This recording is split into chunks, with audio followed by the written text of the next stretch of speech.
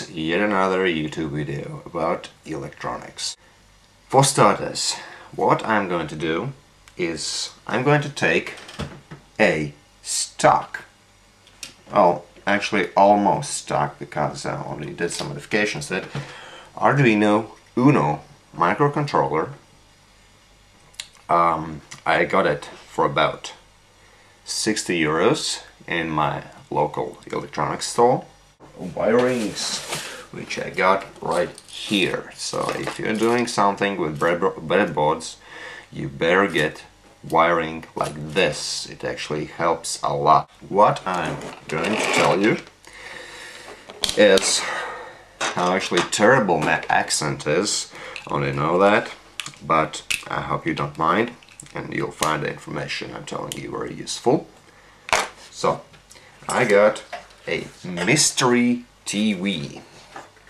This is a television set I got on eBay around 2 or maybe even 3 or 4 years back.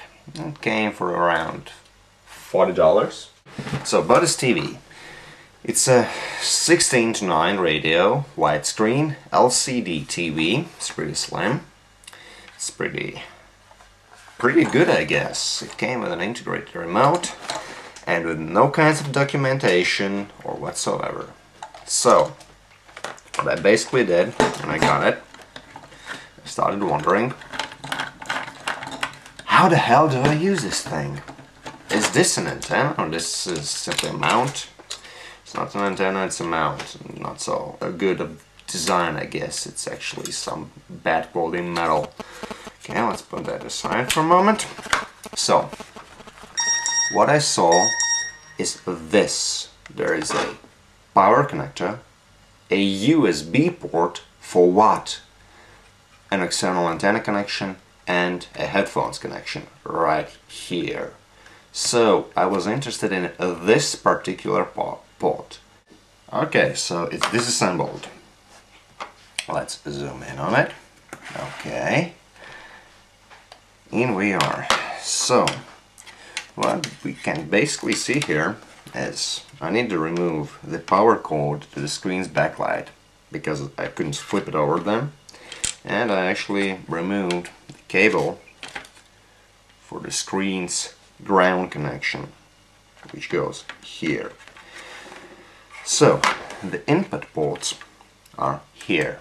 This is the part where they're located. Let's zoom in more so you get a better visual. So, okay. Here's the USB connection, which I was talking about. And it says AV input on the back.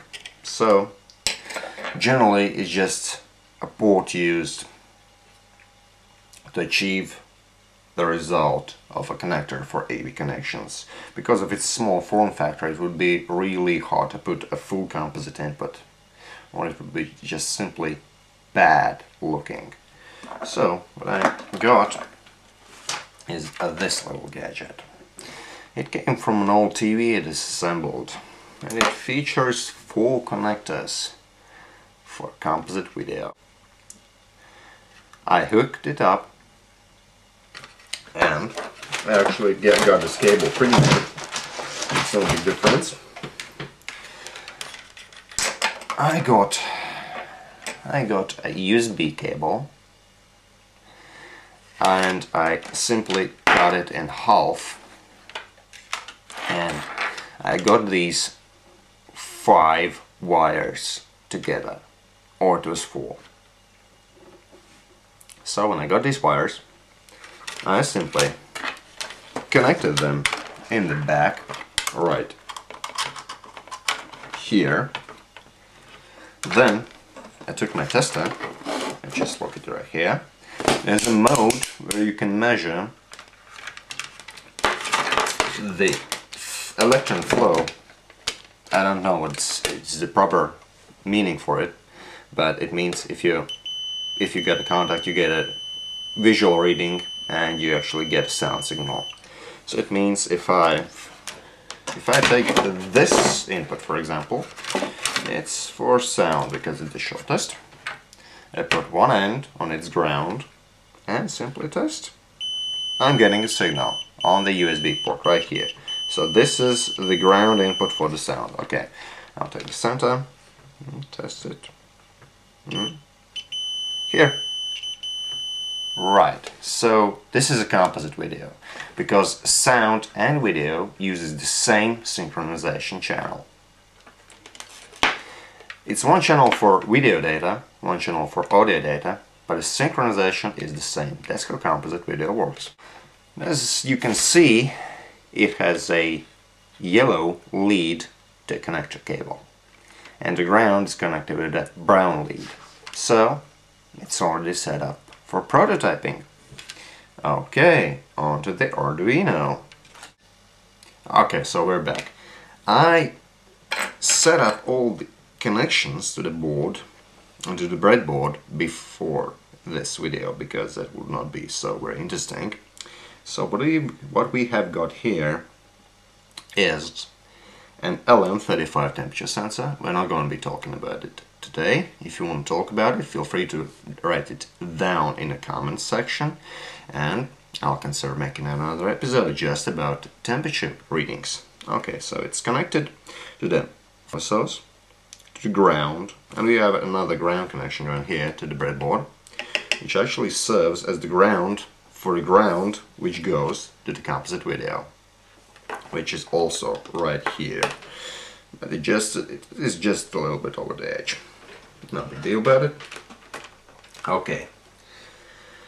So the next thing is, as you can see in the description below, I've included a link to the TV out library for Arduino to drive a video screen throughout the composite exit, so that Arduino can actually generate a signal needed for a composite video input, or it can generate a composite video output, whatever suits you better. So what is actually going on here is that we're using the pin 8 for the video connection right here, going through a 470 ohm resistor, and the pin 9 is a PWM output, which goes through this big 1 kilo ohm resistor, and that actually joined up together and hooked up to the video, or the center cable for the composite input.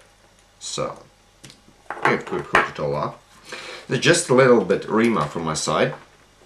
The official documentation says that you need to use the pin 7 for video output, but it's actually pin 8 in my case. I have an Arduino, and it has an Atmel 328 on it.